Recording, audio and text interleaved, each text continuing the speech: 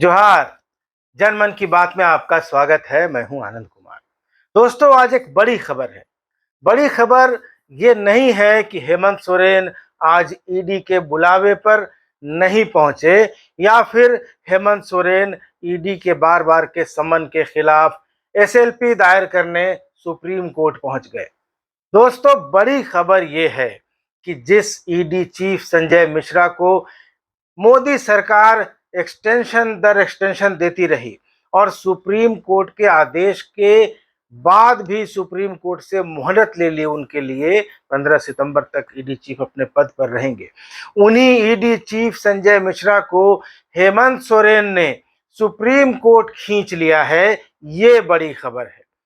ये और बड़ी खबर है कि जिस ईडी या जिन केंद्रीय जांच एजेंसियों के दुरुपयोग के आरोप मोदी की सरकार पर लगते हैं, उसके सामने अब एक गैर भाजपा शासित राज्य का मुख्यमंत्री सीना तान कर खड़ा हो गया है। और न सिर्फ खड़ा हो गया है, बल्कि वो सुप्रीम कोर्ट में चला गया है। अब सुप्रीम कोर्ट में ईडी को और केंद्र सरकार को जवाब देना होगा कि आखिरकार एक लोकतांत्रिक देश में एक चुने हुए मुख्यमंत्री को बार बार ईडी की पूछताछ के नाम पर क्यों बुलाया जाता है, क्यों उन सारी चीजों की मांग दोबारा की जाती है जो पहले से जांच एजेंसियों के पास है।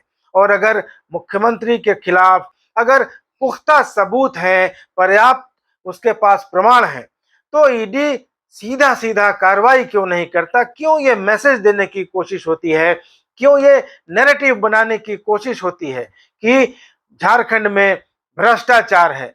भाजपा के नेता, चाहे वो बाबूलाल मरांडी हों, चाहे वो डॉक्टर निशिकांत दुबे हों, चाहे वो रघुवर दास हों, बार बार हमले करते हैं, सोशल मीडिया पर तरह तरह की बातें करते हैं भ्रष्टाचार को लेकर, और ये भी बार बार कहते हैं कि मुख्यमंत्री हेमंत सोरेन का जेल जाना तय है। लेकिन आखिर जेल जाने के लिए कोई प्रमाण होता है, कोई पुख्ता सबूत होता है, और अगर वो सबूत जांच एजेंसियों के पास नहीं है तो सिर्फ बुलाकर पूछताछ करने से क्या हासिल होगा? आपको याद होगा दोस्तों कि पिछले साल 17 नवंबर को ईडी ने साहेबगंज खनन घोटाला मामले में मुख्यमंत्री से करीब 10 घंटे तक पूछताछ की थी और उसके बाद उनको जाने दिया गया। दोबारा उनसे कोई पूछताछ नहीं हुई। इस पूछताछ के बाद, 17 नवंबर की पूछताछ के बाद, हेमंत सोरेन ने एक लंबा चौड़ा पत्र जारी किया था, ईडी को बताया था कि किस तरह से वहां रेलवे गड़बड़ी कर रही है या बाकी चीजें हो रही हैं। और उसके बाद से हेमंत सोरेन लगातार ईडी पर हमलावर हैं, चुनौतियां दे रहे हैं, लेकिन ईडी के पास कोई सबूत होगा तो कार्रवाई करेगी, सबूत नहीं होगा तो पूछताछ करके ईडी को क्या हासिल होगा? ये भी एक समझने वाली, एक सोचने वाली बात है। लेकिन हेमंत सोरेन अब ईडी के सामने तन कर खड़े हो गए हैं। वो ये संदेश देना चाह रहे हैं कि वो ना तो एकनाथ शिंदे हैं शिवसेना के, और न एनसीपी के अजीत पवार हैं, न कांग्रेस के हेमंत विश्व शर्मा हैं, जो जांच एजेंसियों की, ईडी की कार्रवाई से डर जाएंगे, बीजेपी के सामने, केंद्र सरकार के सामने सरेंडर कर देंगे। ये एक बड़ा संदेश हेमंत सोरेन देने की कोशिश कर रहे हैं दोस्तों। ये भी वो संदेश देना चाह रहे हैं कि अब बार बार केंद्रीय जांच एजेंसियों की धमकी से, उनकी कार्रवाई से कुछ होगा नहीं। अगर कोई सीना तानकर खड़ा है, इसका मतलब है कि उसके अंदर वो आत्मविश्वास है और उसके अंदर वो कॉन्फिडेंस है, उसने कोई भ्रष्टाचार नहीं किया है। क्योंकि सुप्रीम कोर्ट अगर कोई मामला जाएगा तो ऑन मेरिट उस पर जांच होगी, ईडी उस पर जवाब देगा, ईडी चीफ और ईडी डायरेक्टर कोर्ट में हाजिर होंगे, पेश होंगे, और कारण पूछा जाएगा उनसे कि आखिर मुख्यमंत्री हेमंत सोरेन को बार बार सम्मन भेजकर क्यों बुलाया जा रहा है, कौन सी ऐसी नई जानकारी ईडी के पास आ गई है जिसके लिए उनको पूछताछ करने की जरूरत आ पड़ी है। क्योंकि ईडी ने जो चिट्ठी भेजी है और जिस तरह की बातें मीडिया में आई हैं, उनसे लग रहा है कि ईडी ने जो जानकारियां मुख्यमंत्री हेमंत सोरेन से मांगी थी उनकी संपत्तियों के बारे में, उसके बारे में हेमंत सोरेन ने पत्र में लिख दिया था कि उन सारी संपत्तियों का ब्यौरा उन्होंने सीबीआई को दे दिया है। पिछले साल 17 नवंबर को ईडी की पूछताछ में वे बता चुके हैं और इसके अलावा उनके इनकम टैक्स रिटर्न में सारी जो उनकी संपत्ति है, जो उनके एसेट्स हैं और लायबिलिटीज हैं, सबका विवरण दर्ज है। तो आखिर बार बार समन जारी करके बुलाए जाने का मतलब क्या है? तो दोस्तों, ये एक बड़ा संदेश मुख्यमंत्री ने दिया है और इस संदेश के पीछे एक और वजह मुझे दिखाई देती है और ये वजह आप समझने की कोशिश करेंगे तो समझ जाएंगे। 17 नवंबर 2022 को जब ईडी ने मुख्यमंत्री को बुलाया था, पूछताछ की थी, उसके पहले उन्हें नोटिस जारी हुआ था। उसके बाद मुख्यमंत्री ने कुछ समय मांगा था, फिर नहीं मिला था, फिर ईडी ने दूसरा डेट दिया था और 17 नवंबर को पूछताछ हुई थी। उसके पहले निर्वाचन आयोग के लिफाफे की बड़ी चर्चा थी दोस्तों। लिफाफा ऑफिस ऑफ प्रॉफिट मामले में जांच होने के बाद केंद्रीय निर्वाचन आयोग से राजभवन आया था और तब ये चर्चाएं चल रही थी मीडिया में, तो मुख्यमंत्री की सदस्यता तक चली गई थी। ये भी कह दिया गया था कि वे 6 साल तक चुनाव नहीं लड़ पाएंगे। लेकिन हकीकत क्या है ये किसी को नहीं मालूम, क्योंकि लिफाफा आज तक खुला ही नहीं दोस्तों। आज तक वो लिफाफा राजभवन में बंद है। हालांकि लिफाफा खुलने के अंदेशे से मुख्यमंत्री हेमंत सोरेन पूरा कुनबा जुटाकर, पूरा मंत्रिमंडल और पूरे विधायक जुटाकर रायपुर चले गए। उसके बाद कुछ नहीं हुआ।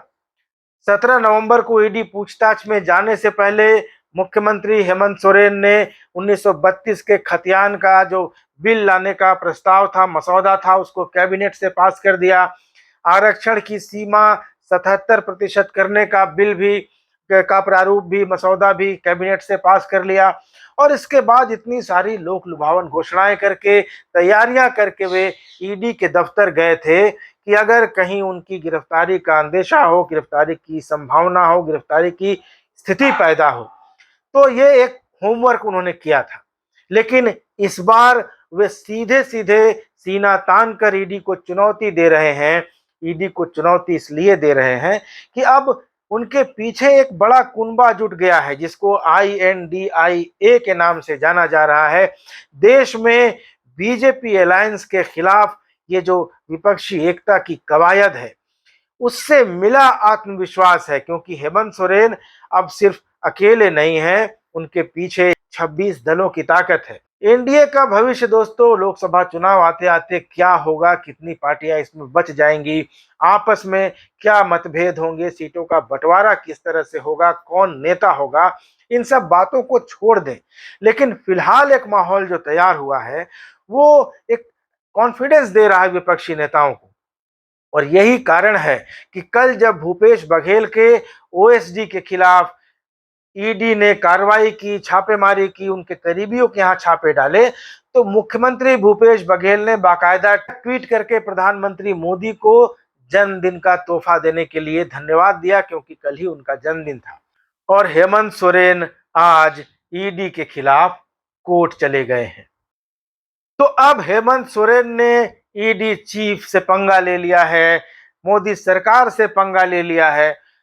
14 अगस्त को जब हाजिर नहीं हुए थे हेमंत सोरेन, तो उन्होंने एक चिट्ठी लिखी थी 3 पन्नों की और इस चिट्ठी में उन्होंने साफ साफ लिखा था कि केंद्र में जो सरकार है, उन्होंने बीजेपी का नाम नहीं लिया, लेकिन उन्होंने कहा कि केंद्र में जिसकी सरकार है उसका समर्थन नहीं करने के कारण मुझे टारगेट किया जा रहा है, ये राजनीतिक साजिश है और ईडी इस साजिश का एक हिस्सा है। और उसी दिन उन्होंने कह दिया था कि वे कानूनी कार्रवाई करेंगे।